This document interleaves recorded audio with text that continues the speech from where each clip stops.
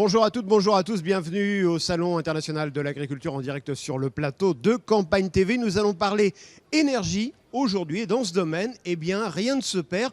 Tout se transforme et je dirais même que nos déchets peuvent valoir de l'or. Et pour en parler, je vous présente Armelle Henrault. Bonjour. Bonjour. Alors Armelle, vous êtes directrice régionale chez Tiru. C'est une filiale d'EDF spécialisée dans la valorisation et le retraitement des déchets. Alors comment on retraite des déchets? Eh bien, je vous propose de le voir avec ces quelques images.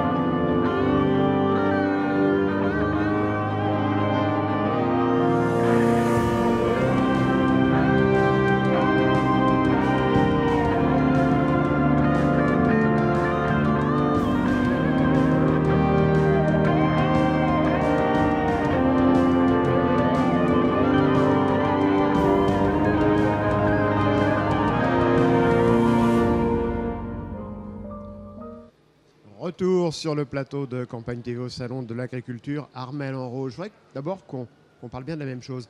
Est-ce qu'on doit dire tri des déchets, transformation des déchets ou valorisation des déchets? Alors on parle de valorisation des déchets car grâce aux déchets, on produit de l'énergie comme de l'électricité ou de la chaleur, ou alors on produit des produits qui sont utiles dans le monde de tous les jours comme le compost. Alors on va parler de quelques... Donnez-nous quelques chiffres un peu pour qu'on comprenne bien ce que représente Tiru aujourd'hui. Alors Tiru, c'est 1100 salariés, hommes et femmes. C'est 3 millions de tonnes de déchets valorisés chaque année, 1 million de personnes alimentées en gaz et en électricité, et surtout 727 000 tonnes de CO2 évitées. Alors comment on peut éviter des tonnes de CO2? Alors comme je vous le disais, grâce aux déchets, on valorise et on crée de l'énergie, et cette énergie est utilisée à la place des énergies fossiles comme le pétrole et le charbon. Donc c'est finalement un circuit sans fin parce qu'on génère toute activité humaine génère des déchets, donc ça ne s'arrête jamais. Exactement, c'est une ressource inépuisable. Alors, d'où vient justement votre matière première? C'est les clients qui amènent chez vous dans l'Allier leur sac poubelle. Il y a des systèmes de ramassage. Expliquez-moi un peu comment tout ça fonctionne. Alors exactement, donc les déchets sont les déchets que chacun d'entre nous produit au quotidien et nos clients sont les collectivités, les syndicats qui gèrent les déchets que nous produisons au quotidien. Et c'est ces clients qui nous amènent les déchets. Et vous en gérez beaucoup au quotidien, par exemple chez vous dans l'Allier, dans l'usine de l'Allier? Dans l'Allier, nous traitons 12 500 tonnes de déchets verts.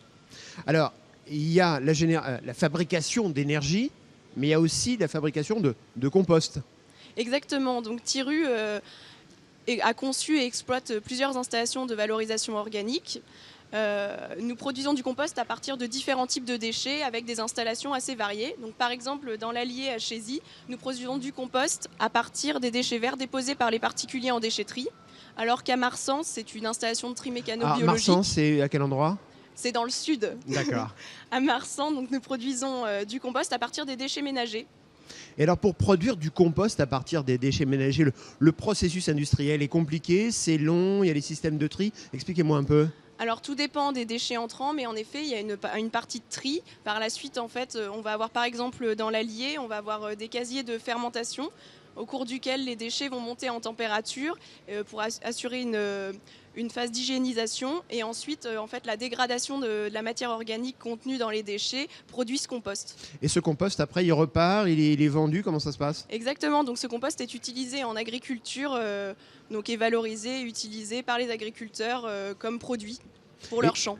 Et je suppose que ça se fait dans des usines qui sont un peu en périphérie de ville? Oui, les usines sont un petit peu à côté en pleine campagne, des villes. comme c'est le cas près de Moulins pour ce qui vous concerne? Exactement, les usines sont en général à la campagne, mais pas très loin des villes non plus. Et alors c'est un système qui peut se développer, ça, parce qu'aujourd'hui il y a un certain nombre d'usines. Aujourd'hui, est-ce qu'on peut encore aller plus loin, produire encore plus d'énergie, faire encore plus de compost? Ah oui, on peut toujours améliorer notre production d'énergie ou de produits à partir des déchets. Et donc la politique de Tiru, c'est de s'adapter aux enjeux des territoires et de leurs clients pour apporter une solution au territoire. Alors justement, s'adapter, ça veut dire construire de nouvelles usines, parfois quand le besoin s'en fait sentir. Alors vous faites comment? Il y a une usine standard que vous installez partout, ou vous vous adaptez en fonction des besoins et des demandes? Non, aujourd'hui, on s'adapte en fonction des besoins de nos clients. Pour nous, les déchets ne doivent pas être vus comme une finalité. Finalement, ça doit être une ressource. Et notre métier, c'est de valoriser ces déchets en fonction des enjeux du territoire. Et alors justement, cette usine auvergnate, quelle est sa spécificité par rapport aux autres? Alors cette plateforme, donc, c'est notre toute première plateforme de compostage de déchets verts qui a été construite en 6 mois par nos équipes et qui permet de traiter les déchets verts pour produire un compost normé et utilisé en agriculture. Et c'est justement ce qui se produit également dans l'usine qui est située dans les Landes, je crois. Où là, vous sortez un peu de votre métier parce que vous vous impliquez dans la vie économique et agricole de la région. Oui, en effet. Donc dans les Landes, en fait, à Pontinx, nous alimentons grâce à notre usine de valorisation énergétique un réseau qui permet d'alimenter des serres où on fabrique des tomates grappes. Et donc en fait, c'est grâce à une installation d'un réseau en complément de notre turbine électrique où on a pu valoriser la totalité de l'énergie produite par les déchets. Alors ça a quand même bien changé la transformation, la valorisation des déchets, parce qu'avant, quand on parlait d'usine de traitement de déchets, on disait oh là là, c'est pas très sympa, on ne savait pas trop bien ce qui s'y passait. Aujourd'hui, on a l'impression que les portes sont ouvertes, qu'on explique les choses. C'est quoi? C'est l'effet COP21? En effet, la COP21 a mis un petit peu la lumière sur le monde des déchets, mais au-delà de ça, en fait, c'est une évolution permanente pour toujours améliorer la valorisation et toujours produire plus d'énergie et de matière à partir de nos déchets. Et vous avez des relations avec les gens qui travaillent autour ou qui vivent autour des usines? Bien entendu, nous faisons régulièrement des journées portes ouvertes pour expliquer et montrer à chacun en fait, comment sont valorisés les déchets. Alors, on a parlé économie, implication dans le territoire, on a parlé écologie, je disais, très COP21 dans votre démarche. Est-ce qu'il y a aussi une dimension sociale, en termes d'emploi par exemple ? Tout à fait. Donc, par exemple, à Pontinx dans les Landes, notre projet d'alimentation de la serre directement par l'usine d'incinération a permis de créer une centaine d'emplois. C'est énorme. Oui. Et par exemple, dans l'Allier, il y a combien de personnes qui travaillent ? Il y a 3 personnes sur le site, c'est un plus petit site. Et donc aujourd'hui, est-ce qu'il y a d'autres projets ? Est-ce qu'on peut imaginer d'autres usines qui vont sortir de terre ? Bien entendu, en fait, aujourd'hui, des projets de valorisation des déchets, il y en a constamment des nouveaux. Et le but pour Thiru, c'est d'accompagner les territoires pour développer ces nouveaux projets. Et alors là, comment ça se passe ? Ce sont les élus locaux, les conseils départementaux, conseils régionaux qui viennent voir en disant voilà, on aimerait bien que vous veniez chez nous ? Oui, après, nous travaillons beaucoup avec le groupe EDF pour donc aider les clients, les collectivités, les syndicats à développer leurs nouveaux projets. Et alors j'ai l'impression aussi qu'il y a des vrais changements dans la technologie, c'est-à-dire qu'on avait ces images d'usines avec des grandes cheminées, y compris près de la porte de Versailles d'ailleurs, Oui. du côté d'ici les Moulineaux. Aujourd'hui c'est fini ça, maintenant on n'a pratiquement plus de cheminées. En effet, donc, nous cherchons à intégrer de plus en plus nos usines dans le milieu urbain. Et donc, en effet, il y a beaucoup de travail avec les architectes pour en faire vraiment une intégration parfaite dans le milieu. Alors c'est un milieu moderne, branché, intégré, c'est finalement le meilleur des mondes, non ? C'est un monde extraordinaire, le déchet. Oui, c'est étonnant parce qu'on a l'impression que vous êtes très jeune et que ça fait partie de l'air du temps maintenant. Le traitement des déchets, c'est plus un gros mot. Non, en effet, je trouve qu'aujourd'hui, c'est quelque chose qui est important parce que ça fait partie du principe de l'économie circulaire. Par exemple, si on reparle du site dans l'Allier, les déchets verts qui sont déposés par les particuliers en déchetterie sont nos ressources et à partir de cette ressource, nous produisons un produit utile en agriculture et dont les agriculteurs ont besoin, le compost. Eh bien, ce sera le mot de la fin. Merci Armelle d'avoir Merci participé beaucoup. à cette émission. Quant à moi, je vous retrouve dans quelques heures sur le plateau de Campagne TV. À bientôt.